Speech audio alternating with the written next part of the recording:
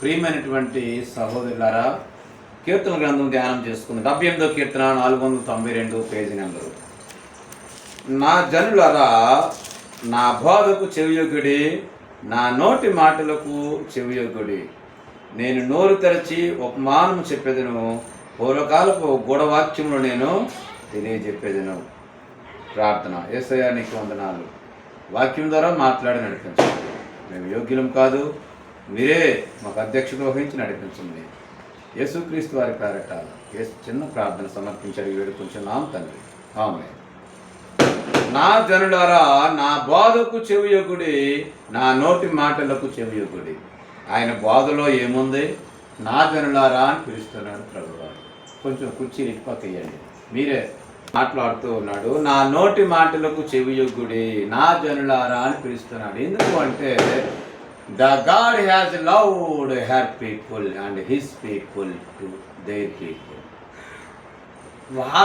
దేవుడు తన ప్రజల కొరకు sacrificed his life and oozed his blood and sacrificed entire the life of Jesus in 33 years in a young and dynamic person. అటువంటి యవనస్తుడు యేసు ప్రభు వారికి పాపం ముసలితనం తెలియదు ఎలా ఉంటుందో. కడపట ఆదాముకి ముసలితనం తెలియదు, మొదట ఆదాముకి బాల్యం తెలియదు. ఎందుకంటే తయారు చేయడమే యవనస్తుని తయారు చేశాడు దేవుడు. మరి కడపట ఆదాము, మొదట ఆదాము పాపం లేని మనిషి, తర్వాత పాపంలో పడిపోయాడు. కడపట ఆదాము యేసు ప్రభు అని పేరు ఆయనకి పాపం లేదు. కాకపోతే 33.5 సంవత్సరాల్లోనే తన జీవితాన్ని ముగించేశాడు. మరలా మరణాన్ని గెలిచి సమాధిలో నుంచి బయటకు వచ్చాడు ఆయన. అయితే ఆయన బోధ అందుకు ఆయన బోధ వినాలా. మరణాన్ని గెలిచాడు కాబట్టి మనం గెలుస్తాం కాబట్టి ఆ బోధ వినాలా. ఆ బోధ వింటే చూడండి, పూర్వకాలపు గూఢవాక్యములు నేను మీకు తెలియజెప్పేది. నేను పూర్వకాలం అన్నీ చెప్తాను. అంటే ఆదాము కోసం చెప్తాను, అబ్రహాం కోసం చెప్తాను, ఇస్సాకు కోసం చెప్తాను, యాకోబు కోసం చెప్తాను, యేసేపు కోసం చెప్తాను, ఇంకా దావీదు కోసం కూడా చెప్తాను అంటున్నాడు ఆయన పరిశుద్ధాత్మ దేవుడు. అయితే దావీదు సంగతి రేటు మనం టక్ ఆడించేద్దాం. ఎక్కువసేపు మనం, ఎందుకంటే సమయం కొద్దుగా ఉంది. ప్రియమైన సంగమా, ఒకరోజు ఇశ్రాయేలు దేశానికి ఫిలిస్తీయులకు మధ్య భయంకరమైన యుద్ధం జరుగుతుంది. ఎన్నో దినాల నుంచి, నెల రోజుల నుంచి యుద్ధం జరుగుతూనే ఉంది. ఇక్కడి నుంచి ఇశ్రాయేల్ దేశం తాలూకా ఆర్మీ, ఇశ్రాయేల్ దేశాన్ని ఆ సమయంలో పరిపాలిస్తున్నది సౌలు మహారాజు. అవతల వైపు ఒక రాజు పరిపాలిస్తున్నాడు, పాలిస్తేనాను, ఫిలిస్తీయులు. అటువైపు ఒక సైన్యాధిపతి ఉన్నాడు, ఆయన పేరు గొలియాతు. ఇటువైపు చాలామంది సైన్యాధిపతులు ఉన్నారు, కానీ అతను చేసినటువంటి మాటలకు ఏ ఒక్కరూ కూడా ముందుకు రాలేకపోతూ ఉన్నాడు. ఏమని అంటున్నాడంటే చూడండి,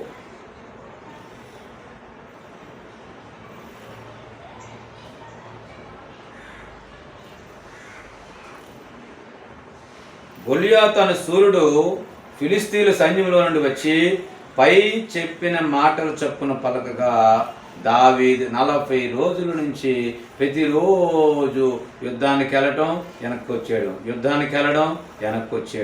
ఇంకెవరు కూడా పనికి రావటం లేదు. ఎవరు కూడా యుద్ధం చేయటం లేకపోతున్నారు. ఒక్కొక్కసారి మన జీవితంలో కూడా ప్రియమైన సంగమా అనేక రకమైనటువంటి యుద్ధాలు జరుగుతాయి. యుద్ధాలు జరిగేటప్పుడు దేవుని వాక్యం మాత్రమే మనిషికి బలాన్ని చేకూరుతుంది. పరిశుద్ధాత్మ దేవుడి ద్వారా ఆదరించబడితే కానీ ఏ మనిషి కూడా ధైర్యపడలేడు. ధైర్యపడగలవా? నువ్వు ధైర్యపడగలవా? ధైర్యపడలేమో. ఎందుకంటే అటువంటి సమస్య వచ్చింది ఇక్కడ. ఫిలిస్తీయులలో ఒకే ఒకడు వస్తున్నాడు, గొలియాతు. మీలో దమ్మున్నవాడు ఎవడైనా ఉంటే నా ఎదుటిగా వచ్చి నాతో పోరాడండి అంటున్నాడు. అయితే ఆయన చూసి 7 మూరల జానడు పొడవు, ఆయన చాలా ఎత్తైనటువంటి మనిషి, స్లాబ్ కన్నా ఎత్తైన మనిషి. ఏంటి అంత ఇంచుమించు 12-14 అడుగుల హైట్. మనుషులు ఎంత హైట్ ఉంటారు? 5 అడుగులు 6 అడుగులు, మహా అయితే 6.5 వరకే ఉంటారు. కానీ ఆయన 13.5 సుమారుగా ఉన్నాడు హైట్ అడుగులు. అంత హైటు, అంత బలశాలి, అంత వీరుడు, యుద్ధ నైపుణ్యం కలిగిన వాడు, మీరు మీలో నాతో ఒక్కడు ఫైట్ చేయండి, అప్పుడు మా సైన్యాన్ని తీసుకెళ్ళిపోండి అంటే, ఈ ఇశ్రాయేలు జీవం గల దేవుని సంఘమే, కానీ వాళ్ళు ధైర్యం లేక వెనక్కి వెళ్ళిపోతూ ఉన్నారు. అయితే ఈ యొక్క గొలియాతులో ఉన్నటువంటి ఈ గాతువాడైనటువంటి గొలియాతు, ఇది ఫిలిస్తీన్లు పాలస్తీనా దేశంలో ఉన్నటువంటి రాజు. ఆయన తరపున ఒకడు యుద్ధానికి వస్తున్నాడు. ఆయనకి పొడవు ఎంత అంటే 237 పేజీ నెంబర్లో ఉంటుంది, 17వ అధ్యాయంలో చూడండి. అతని ఈటి కర్ర నేత కానీ దోనె అంత పెద్దది, అతని ఈటి కొన 600 తులముల ఇనుము ఎత్తుగలది, ఒకటి డాలును మోయచ్చు, అతను ముందరికి పోవచ్చు ఉండెను. ఇంకా ముందు చూస్తే అతను 6 మూల జానెడు ఎత్తు మనిషి. 6 మూళ్ళు ఎలాగా చూసుకో అంటే ఈ స్లాబ్ కన్నా 14, 6 ఏళ్ళు 12, 1 13 అడుగుల హైటు. ఎంత మనిషి, ఎంత కర్ర పట్టుకుంటారంట, ఈటేట నేతగాని ధోని అంత పెద్దది. నేతగాని ధోని ఇద్దరం పట్టుకోవాలి మనం, ఒకరైతే 2 చేతులతో పట్టుకోవాలా. ధోని తెలుసు కదా, కండి అటు ఇటు వెళ్తుంది, ఇలా కొడతారు, టాక్ టాక్ టాక్ కొడతారు. ఆ నేతగాని ధోని అంత పెద్దదంట ఈటే. ఒక్క చేతితో ఎలాగంటే ఇసిరేలా పట్టుకెళ్ళిపోతాను, మామూలు చేతికారులాగా. అంత బలమైన మనిషి. అయితే ఆయన అంటూ ఉన్నాడు, ఏమంటున్నాడంటే, నేను ఇశ్రాయేలు సైన్యమును తిరస్కరించుచున్నాను. నేను ఇశ్రాయేలు మీలో ఎవడైనా ఒకడు వచ్చి నాతో ఒకరు నియమించిన వాడును నేను పోట్లాడదామని ఆ ఫిలిస్తీయుడు చెప్పుచూ వచ్చును. సౌలును ఇశ్రాయేలు అందరూ ఆ ఫిలిస్తీయుల మాటలు వినినప్పుడు బహుభీతిరయ్యి. అబ్బా, ఇగో ఇశ్రాయేల్ సైన్యం, ఇశ్రాయేల్ ఆర్మీని తోస్తాను నేను అన్నాడు. అంతే. ఏమన్నాడు? తోస్తాను నేను, ఏం లేదు పో, ఇలా ఇది వేస్ట్ కాదు అంటే. జీవం గల దేవుని సంఘాన్నే ఏం చేస్తుంది లోకం? ఇవాళ లోకం తోసేస్తుందంటే, లోకం తోసేస్తుంది అంటే. మరి జీవం గల దేవుని సంఘంలో ఎవడునూ లేడా? ఒక్కడునూ లేడా? అయితే ఇక్కడ చూస్తే అయ్యో, ఆ ఫిలిస్తీన్ల మాటలు విన్నప్పుడు బహు భయపడిపోతాను ఈరోజు. అమ్మ నాయనో, ఎలాగరా నాయన, పోనీ వీళ్ళు ప్రార్థన చేశారంటే యుద్ధం చేస్తాను అంటారు. ఈ పనికి మాలి అదోలో యుద్ధం చేస్తాను అంటాను. వీళ్ళు యుద్ధం కాదు, దేవుని ఆత్మచేత పొందుకున్నవాడిని పంపించి ప్రభువా అని అడగాలి. అడిగారా? ఈరోజు కూడా చాలామంది క్రైస్తవులు ప్రభువుని మీద ఆధారపడుకుంటా వాళ్ళ బలాల మీద ఆధారపడుతూ ఉన్నాడు.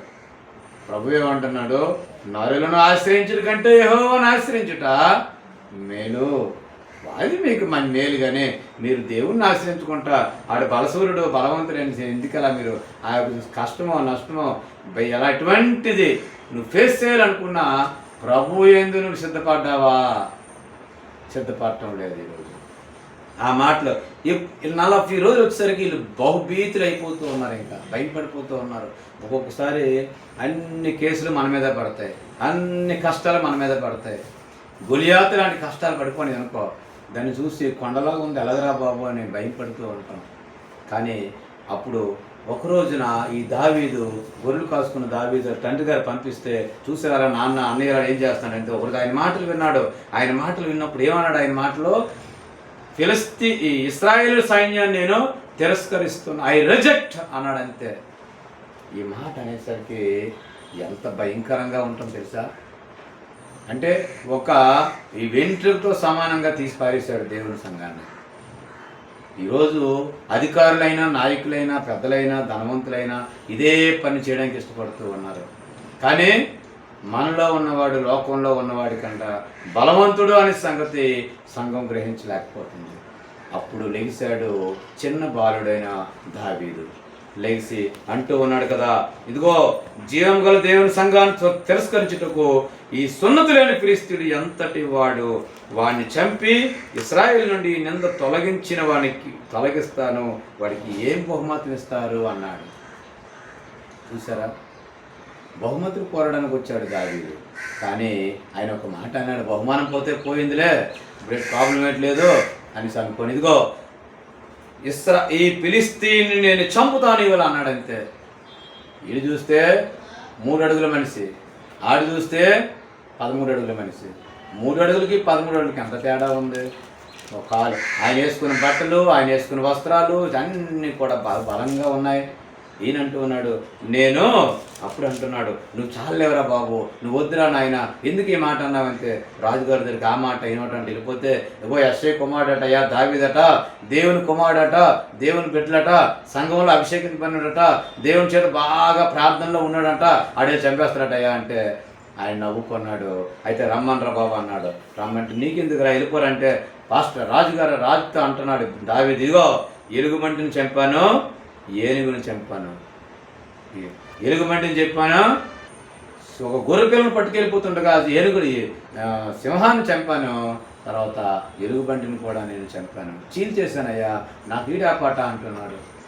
చూడండి ఎంత బలం వచ్చింది దానికి. ఈ మాట వచ్చేసరికి ఇశ్రాయేల్ సైన్యం అందరికీ కూడా బలం వచ్చేసింది. అందుకే దేవుని వాక్యం మాత్రమే మనిషిని బలపరుస్తూ ఉంటుంది. అయితే ఈ ఇశ్రాయేలు రాజు ఈ యొక్క గొలియాతు మీదకి యుద్ధాన్ని ప్రకటించినప్పుడు ఈ నీళ్ళు చూస్తుంటే ఈ కొండ మీద నా కొండ మీద ఆయన ఉంటే ఆయన అంటున్నాడు, అరే నువ్వు వచ్చావేట్రా, కర్ర తెచ్చావేంట్రా, నేను కుక్కలంటున్నేట్రా, నేను కుక్కనేట్రా, చేయి నువ్వెంతరా, నీ మాంసాన్ని కాకులు కూడా సాలదురా నీ మాంసం అంటున్నాడు గొలియాతు. ఈయన అంటున్నాడు, నీ తల నరికి నేను ఆకాశ పక్షులకి వేస్తాను అంటున్నాడు. ఆకాశ పక్షులు అంటే ఏంటి? రాబందులకు సరిపోయినంత మాంసం వాడి దగ్గర ఉంది. రాబందులకు సరిపోయినంత మాంసం గొలియాతు శరీరంలో ఉంది. రాబందులు ఏంటంటే సచ్చిన గేదెల్ని, ఎక్కడో సచ్చిన గేదెల్ని, సచ్చిన ఆవుల్ని, సచ్చిన పందుల్ని ఎక్కడో అడవులు అంట, వాటిని తింటాయి రాబందులు. అయితే మరి ఈయన మాంసాన్ని ఆకాశ పక్షులు అంటే గద్దెలకు రాబందులకు వేస్తానంటున్నాడు. ఈయనేమంటున్నాడు, నేను చంపేసి కాకులకి వేస్తాను రా అన్నాడు, నేను కుక్కనా అని చెప్పేసి నీ మాంసమును ఆకాశ పక్షులకు భూముఖంలోకి ఇచ్చివేతిన నా ఫిలిస్తీయుడు దావీదు అంటున్నాడు. దావీదు మాంసం ఎంత బుద్ధి ఉంటుంది, 3 అడుగులు మనిషి చిన్నపిల్లాడు ఇంక పాపం అప్పటికి. అయితే ఆయన అంటున్నాడు, ఇదిగో ఇశ్రాయేలులో దేవుడు ఉన్నాడని లోకమంతా తెలుసుకున్నట్లు, ఇదిగో యెహోవా యుద్ధము యెహోవాదే, ఆయన పేరట నేను ఈ యొక్క ఏమంటున్నాడు ఆయన, వడిసెలలో రాయి వేసాడు, 5 రాళ్ళు వేసాడు, ఒక్క రాయి తీసుకున్నాడు, ఒక్క రాయి గిర్రా తిప్పి కొట్టాడు, ఆడి నొసటి ఖాళీగా ఉంది, ఆ నొసటి మీద తగిలింది, బోర్లో పడ్డాడు, పరుగును వెళ్ళాడు, ఆడి కత్తి తీసి ఆడి పేకనే తగ్గొట్టి ఆకాశ పక్షులకి ఆహారంగా వేసాడు. ఆడి తలకాయ తీసుకొని వచ్చాడు. చూడండి 54 వాక్యం ఉంటుంది, 17:54 239. ఇక్కడ అది తీసుకొని వచ్చి అది దావీదు ఆ ఫిలిస్తీన్ ఆయుధములను తన డేరాలో ఉంచుకొని అతని తలను తీసుకొచ్చి యెరూషలేముకు తీసుకొచ్చాడు. అలా మోసుకొని వచ్చాడు అంటే తలను మోసుకొస్తున్నాడు. అయితే ఆయుధాలు ఎక్కడ పెట్టుకున్నాడు? తన డేరాలో. ఏ ఆయుధాలు? సౌలు తలకు ఆయుధాలు, అదే సౌలు అంటున్నాము, సారీ ఫిలిస్తీయుడి గొలియాతు తలకు ఆయుధాలనే తీసుకుని వచ్చాడు అక్కడికి. ఫిలిస్తీయుడి తలకు ఆయుధాలనే తీసుకుని వచ్చాడు, తీసుకుని తన డేరాలో ఉంచుకున్నాడు.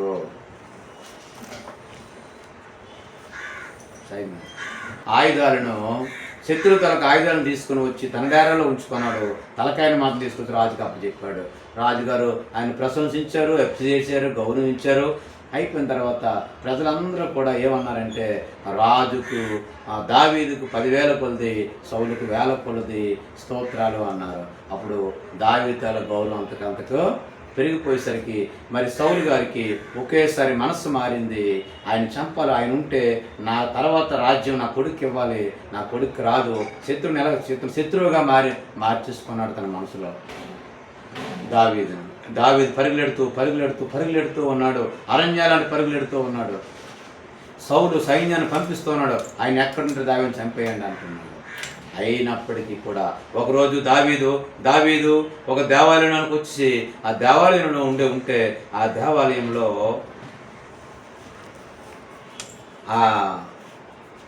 అక్కడ అహీమెలెకు అనేటువంటి పాస్టర్ గారు ఉంటారు దేవాలయంలో. అయితే దేవాలయంలో ఉంటే అహీమెలెకు అనే పాస్టర్ గారిని అడుగుతాడు, అయ్యా అలిసి వచ్చాను, ఏమైనా నాకు తినడానికి ఏమైనా ఉందా అనేసి అంటే ఏమని అంటున్నాడంటే, అతడు రాజు పని వేగరంగా జరగవలని ఎరిగి నా ఖడ్గమైనను ఆయుధములైన నా దగ్గర తేలేదు, ఇక్కడ నీ వద్ద ఖడ్గమైనను ఈటైనను ఉన్నదా అని దావీదు అహీమెలెకును అడుగుతున్నాడు. అంటే పాస్టర్ గారిని అడుగుతున్నాడు, సేవ చేసిన యాజకుని అడుగుతున్నాడు, రాజుగారి పని చేయాలి అర్జెంటుగా నేను. అక్కడ అబద్ధం ఆడాడు దావీదు. రాజు తరుముతో ఉన్నాడు యాక్చువల్గా, కానీ రాజుగారి పని చేయాలి అంటే రాజు ఒక ఆజ్ఞ ఇచ్చాడు, నేను సైన్యాధిపతి, నేను ఇక్కడ పనిలో కీలకంగా ఉన్నాను కదా, పని చేయాలి కాబట్టి నీ దగ్గర ఏమైనా ఉన్నదా అని అంటే ఆయన అంటూ ఉన్నాడు అహీమెలెకు. యాజకుడు అంటున్నాడు, ఎలా లోయలో నువ్వు చంపిన గొలియాతు అనే ఫిలిస్తీన్ ఖడ్గం ఉన్నది. ఎలా లోయలో నువ్వు చంపావు కదా, ఆ యొక్క ఫిలిస్తీయుడు తాల గొలియాతు తాల ఖడ్గం ఏది, నేతగాని ఈటంత పొడవైనటువంటిది, బరువైనటువంటి ఖడ్గం ఉన్నదయ్యా. అదిగో బట్టతో చుట్టబడి ఏ ఫోది వెనక ఉన్నది, అది తప్ప ఇక్కడ మరి ఏ ఖడ్గమును లేదు, దాన్ని తీసుకుంటూ నీకు ఇష్టమైతే తీసుకో అన్నాడు. తీసుకో అంటే దావీదు అంటున్నాడు, దానికి సమమైనది ఏదో ఒకటి లేదు నాకు ఇవ్వు అన్నాడు. దానికి సమమైనటువంటిది ఇంకోటి లేదట, యుద్ధ పరికరాలు అన్నాడు. ఎవరిది అదే? శత్రువుది. అంటే అలాగే మరి ఇతరులకు ఓడించలేడు కదా. దానికన్నా బలమైంది ఒక రాయే, దానికన్నా బలమైంది అయినప్పుడు దానికన్నా సమమైనది ఇంకోటి లేదు, దానికి మించింది లేదు అన్నాడు. అంతే, దేవుడు కోపం వచ్చింది. ఎప్పుడు కూడా దేవుడి పనిని మనం ముందుటి నడిపిస్తే మనకు ఆశీర్వాదం, కానీ దేవుని వెనక పెట్టి మన బలాన్ని మన శక్తిని ఆ తాత్కాలికమైనటువంటి పనుల కోసం మనం వినియోగించుకుంటే అది ఆశీర్వాదం కాదు. ఇదిగో ఆయన అంటున్నాడు, దానికి సమమైనది ఒకటి లేదు అన్నాడు. అదే ఆ యొక్క అహీమెలెకు రాజుగారికి అతను ఉన్నటువంటి దగ్గరికి వచ్చినప్పుడు ఎంతమంది చంపడానికి షాక్ అయిందంటే, అది కారణం అయిందంటే అక్కడ దోహేగు అనే పశువుల కాపరి ఉంటాడు. సౌలు తాలూకు పశువుల కాపరి చూశాడు. దావీదు పరుగున అతను తన తాలూకు కొంతమంది ఒక 4-5 వెనక తన మనుషులు కలిపి దేవాలయానికి వెళ్ళిపోవడాన్ని చూస్తుంటే పశువుల కాపరి, పశువులు కాసేడు కాపరి చూస్తున్నాడు. దోహేగాడి పేరు. ఎవరు కాపరి అంటే సౌలు తాల కాపరి. ఆయన చెప్పాడు, ఇదిగో దేవాలయానికి వెళ్ళాడయ్యా దావీదు అన్నాడు. దావీదు దగ్గర ఏముంది? ఆయుధం ఉంది. అక్కడి నుంచి వెళ్ళిపోయాడు. ఆయన వెళ్ళిపోయేసరికి దావీదు యెష్షయి కుమారుడు పారిపోయి నోబులను అహీటబు కుమారుడైన అహీమెలెకు దగ్గర రాగా నేను సూచితనని చెప్పాడు. అహీమెలెకు అతని పక్షముగా యెహోవా విచారణ చేసి ఆహారమును ఫిలిస్తీయుడైన గొలియాతు ఖడ్గమును అతనికి ఇచ్చానని చెప్పగా, ఇచ్చానయ్యా, నేను ఫిలిస్తీన్ గొలియాతు ఖడ్గం ఇచ్చాను, ఆహారం కూడా పెట్టానని పాస్టర్ గారు చెప్తే రాజు అయిన సౌలు అంటున్నాడు, యాజకుడును అహీటబు కుమారుడునకు అహీమెలెకును నోబులోను అతని తండ్రి ఇంటి వారిని అందరినీ కూడా పిలువనంపించాడు. రాజు అన్నాడు, నీ తాలూ పిల్లలందరినీ పిలు, మీ తండ్రి ఇంటి వారిని పిలు, మీ అన్నదమ్ములు పిలు, మీ అక్క చెల్లెలు పిలు. అందరూ మందిరం దగ్గరకు వచ్చారు. వస్తే వారు రాజు యొద్దకు రాగా సౌలు అంటున్నాడు, అహీటబు కుమారుడా ఆలకించుము, అతడు చిత్తము నా ఏలిన వాడనను. సౌలు, నీవు యెష్షయి కుమారునికి ఆహారం ఖడ్గమునిచ్చి అతని పక్షమున దేవుని యొక్క విచారణ చేసి అతడు నా మీదకి లేచి నేడు జరుగునట్టుగా పొంచి ఉండేటికై అతడును నీవును జత కూడుతురేమని అడగగా, ఏమయ్యా జత కూడేవాడితోనే? నేను కదా పరిపాలిస్తున్నాను, నాతో ఉండాలి కదా. చూడు, ఇద్దరి మధ్యలో ప్రతిపక్షం పాలకపక్షం, పొరపాటున ఇటుపక్కున్నా ప్రమాదమే. ఏంటి గెలిచిన తర్వాత ఆడు పట్టుకుంటున్నాడు. ఈయన రాజుగా ఉన్నాడు కాబట్టి ఆడి మనిషి నువ్వు ఆహారం పెట్టేవాడికి ఆదరించావు. ఇదిగో మీ అందరి తరపున అడుగుతున్నాను, నువ్వు ఆహారం పెట్టావు, నా మీదకు నువ్వు రప్పించినట్టు మిగతా ఆయనతో జత కూడావు కాబట్టి, పాస్టర్ గారు కాబట్టి అంటే అహీమెలెకు అంటున్నాడు, రాజునకు అల్లుడై నమ్మకస్తుడై ఆలోచనకర్త అయి నీ నగరంలో ఘనత వహించిన దావీదు వంటి వాడు నీ సేవకులందరిలో ఎవడున్నాడయ్యా? నీకు అల్లుడు, నమ్మకస్తుడు, ఆలోచనకర్త, ఘనత వహించిన వాడు ఎవడైనా ఉన్నాడయ్యా? అతను తప్ప. అతని పక్షం నేను దేవుని యొక్క విచారణ చేయటం నేడే ఇప్పుడు ఆరంభించానా? ఎప్పుడో ప్రార్థన చేస్తున్నాను కదా, అది నాకు దూరమగును గాక అన్నాడు. ఎందుకంటే మాట మారిస్తాడు రాజుగారు, పాస్టర్ గారు. ఇక నుంచి నేను దూరం చేస్తానయ్యా, మరి ఇంకెందుకు, నీకు ఇష్టం లేకపోతే. రాజు తమ దాసుడన్న నా మీదను నా తండ్రి ఇంటి వారందరి మీదను ఈ నేరం మోపకుండును గాక, ఈ సంగతిని గూర్చి గొప్ప ఏమియు నీ దాసుని నాకు తెలిసినది కాదు అని రాజుతో మనవి చేయగా, నాకు తెలియదయ్యా అతని శత్రువు అని, నాకు తెలియదయ్యా అంటూ ఉన్నాడు. అనేసరికి రాజు అంటున్నాడు, అహీమెలెకు నీవును నీ తండ్రి ఇంటి వారందరికీ నీ మరణము నిశ్చయము. చూడు, మరణం నిశ్చయము. చంపేస్తాను నీకు నీ తండ్రి ఇంటి వారికి అంటే యెహోవా యాజకులకు వీరు దావీదుతో కలిసినందున అతడు పారిపోయిన సంగతి తెలిసి నాకు తెలియజేయకపోయినందున మీరు వారి మీద పడి చంపుడని తన చుట్టూ నిలిచి ఉన్న కావలి వారికి ఆజ్ఞ ఇస్తే రాజు సేవకులు యెహోవా యాజకులను అతను చేయనొల్లక ఉండగా రాజు దోహేగుతో అంటున్నాడు, ఒరేయ్ ఎదోమీయుడే దోహేగు అని. ఎదోమీయుడు అంటే శత్రువు అనమాట ఇశ్రాయేలీయులతో. అలాంటి తెచ్చుకుని ఇంట్లో పని మనిషిగా పెట్టుకున్నాడు. ఆ దోహేగు నువ్వేళ్ళు చంపంటే 85 మందిని చంపేశాడు. కేవలం అదే వస్తువు ఆ రోజు అక్కడ వదిలేసినా బాగున్నాం, రాజుకి ఇచ్చినా బాగున్నాం. తన డేరాలో ఉంచుకొని దేవుని మందిరంలోకి వచ్చింది. తన డేరా దేవుని మందిరంలో ఉంది. అక్కడ వచ్చింది తంట. పట్టుకున్నందుకు 85 మందిని చంపేశాడు. ఈ విషయం దావీదు గారు తెలిస్తే దావీదు అంటే నా వల్ల అయిందయ్యా. ఒకడు వచ్చాడు, అహీమెలెకు అబ్యాతారు అని ఒకడు వచ్చాడు అనమాట. అహీమెలెకు కుమారుడు ఒకడు, చిన్న కుమారుడు పారిపోయాడు. తప్పించుకుని దావీదు దగ్గరికి వస్తే, అయ్యా 85 మంది చంపేశాడు అయ్యా రాజు అని అంటే, ఇది నా వల్లే వచ్చింది, నువ్వు భయపడక నా యొద్ద ఉండుము, నా యొద్ద నువ్వు భద్రంగా ఉండువు, నా ప్రాణం తీయవాడును నీ ప్రాణం తీయవాడు నువ్వు అక్కడే అని అభ్యర్థులతో అంటున్నాడు. నువ్వు భయపడక నా యొద్ద ఉండు, నా యొద్ద ఉండిపోయాక నువ్వు, ఎందుకంటే నా యొద్ద నీకు భద్రము ఉండును. దేవుడు వాక్యం దీవించి ఆశీర్వదించును గాక.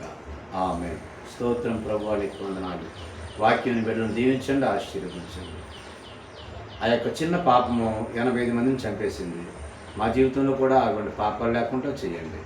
ప్రతి పాపాన్ని ఒప్పుకుంటున్నాం ప్రభువా. మా జీవితాలు ముందుకు నడిపించండి. వాక్యాన్ని బిడ్డలను కూడా ఆశీర్వదించండి. మీరే ఘనత మహిమ ప్రభావాన్ని పొందుకోమని యేసుక్రీస్తు వారి చిన్న ప్రార్థన సమర్పించడానికి వేడుకుంటున్నాం తండ్రి. ఆమేన్.